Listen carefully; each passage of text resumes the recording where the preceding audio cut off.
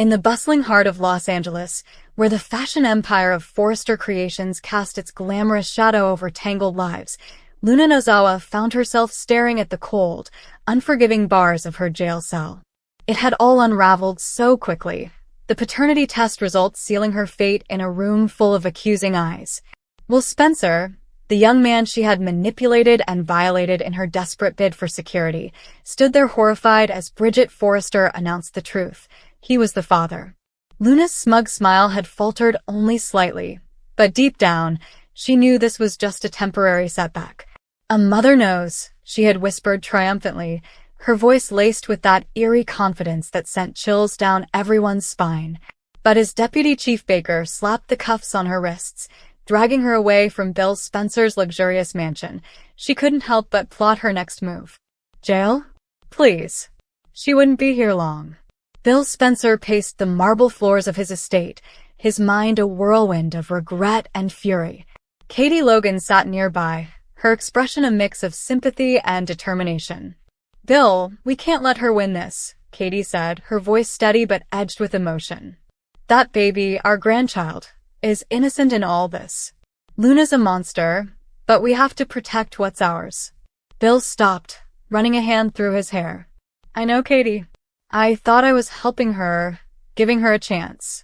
But after what she did to Will, kidnapping Electra, attempting murder on the beach, she's dangerous. But house arrest, that could work. Keep her contained until the baby's born." Katie nodded, her eyes narrowing. "And then? We fight for custody. She doesn't deserve to raise that child." Their conversation hung heavy in the air, a testament to the Spencer family's unyielding resolve. Meanwhile, at Forrester Creations, Steffi Forrester slammed her hand on the desk, her fury palpable. "I can't believe Luna's alive and pulling this stunt. After everything, faking her death, the lies, the manipulations. And now she's pregnant with Will's baby? She needs to rot in jail." Finn, her husband, placed a calming hand on her shoulder. "Steffi, I agree. But Ridge and Taylor are pushing for prison time, no exceptions. Luna violated Will. That's unforgivable." Steffi turned to him, her eyes blazing. "Then why isn't she behind bars for good? I heard Bill's already talking bail or house arrest. If she gets out, who's next? Electra? Me." Finn sighed, pulling her close. "We'll make sure she doesn't. But first, we tell the family everything. No more secrets."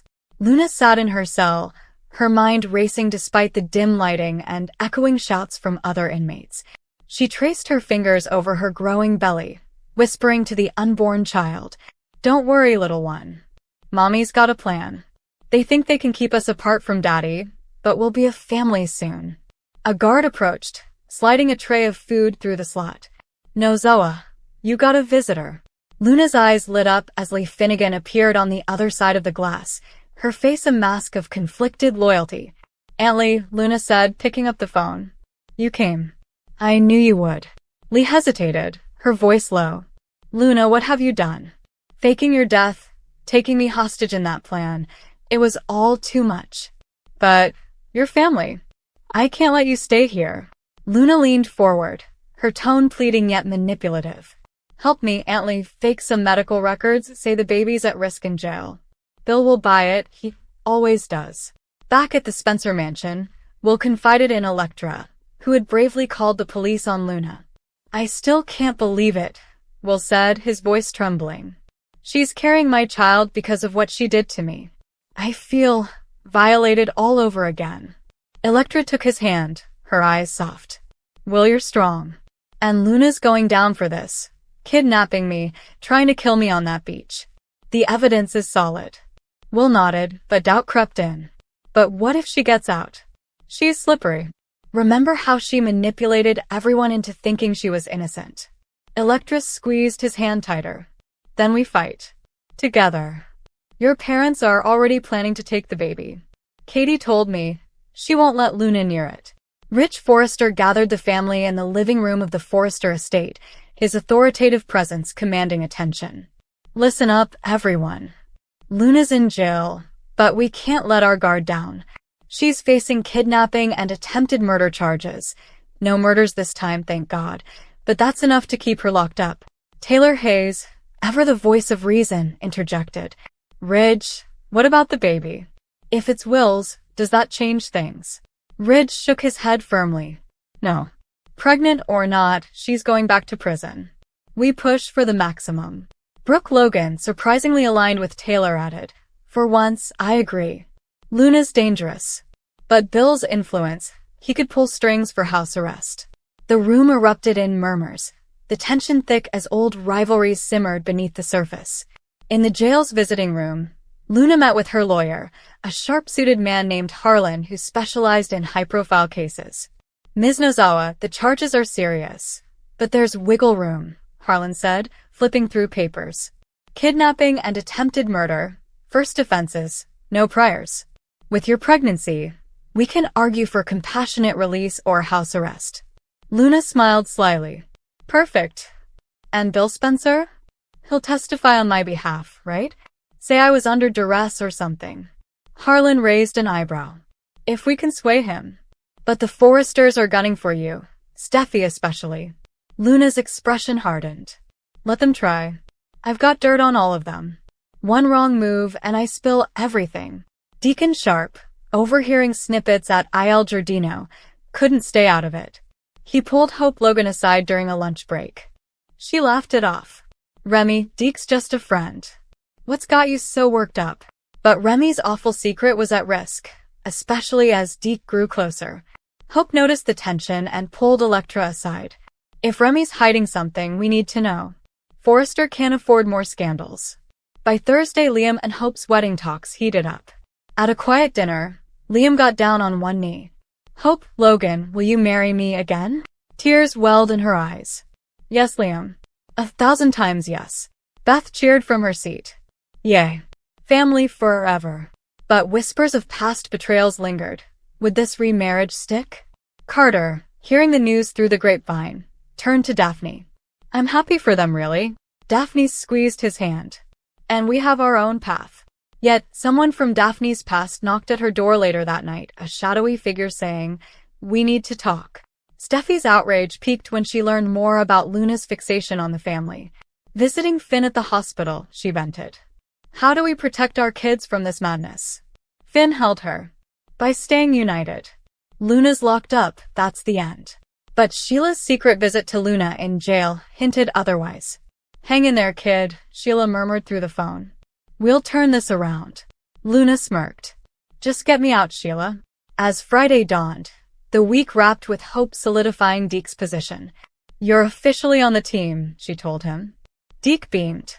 Thanks, sis. Won't let you down. Ridge relented. Fine, but prove yourself. Steffi, overhearing, nodded. Competition keeps us sharp. The Forrester clan gathered for a family dinner, toasts raised. To returns and new beginnings, Ridge said. Steffi clinked glasses. And to facing whatever comes next. Little did they know, Remy's secret was about to unravel. Deacon's romance with Taylor blossomed in quiet moments, and Luna's scheme simmered from behind bars. The drama at Forrester Creations continued to entwine professional ambitions with personal heartaches. Hope's advocacy for Deke wasn't just a career choice. It symbolized her reclaiming control after turbulent times. As she and Liam planned their vows, she reflected on past mistakes. This time it's forever, she told Brooke. Beth deserves stability. Brooke hugged her. You've grown so much, honey. Across the city, Will Spencer confided in Katie about his nightmares. Luna's face. It haunts me. Katie resolved. We'll get you help, sweetheart. Bill overheard, his protective instincts flaring. No one touches my family again. Steffi's epic return brought a whirlwind of emotions, from joy to fury. Reuniting with Kelly and Hayes, she whispered bedtime stories, but her mind wandered to the threats. Mommy's home for good, she promised. Finn watched, grateful. We missed this. But the Luna confrontation lingered, Steffi dreaming of her taunts. Waking in a sweat, she turned to Finn. Promise me we'll keep them safe. He vowed. Always. Deacon's split from Sheila opened doors to unexpected alliances. Chatting with Taylor over coffee, he opened up. Life's too short for toxic love. Taylor smiled. Agreed. Maybe we both need a fresh start. Hope encouraged it from afar. Dad deserves happiness.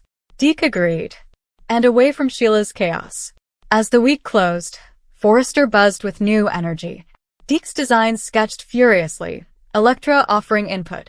This could be huge, she said. Remy fumed silently, his secret bubbling. Carter and Daphne shared a quiet moment. Whatever comes, we'll face it, she assured. But the past loomed large.